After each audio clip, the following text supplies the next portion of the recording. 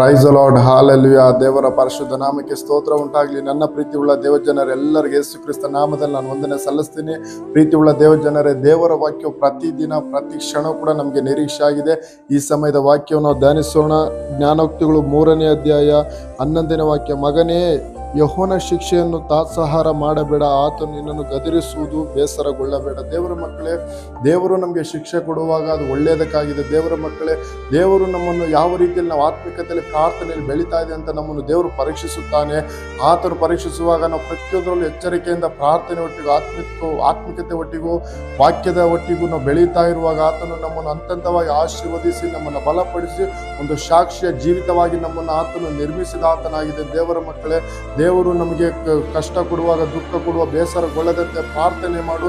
ಹೆಚ್ಚಾಗಿ ವಾಕ್ಯ ಧ್ಯಾನವನ್ನು ಮಾಡು. ನೀನು ದೇವರಲ್ಲಿ ಅಧಿಕವಾಗಿ ದೇವರಿಗೆ ದಿನದಲ್ಲಿ ಹತ್ತಿರವಾಗುವಾಗ ದೇವರು ತಾನೇ ನಿನ್ನನ್ನು ಹಂತವಾಗಿ ಆಶೀರ್ವದಿಸಿ ನಿನ್ನ ಮುನ್ನಡೆಸುವ ಆತನಾಗಿದ್ದೇನೆ.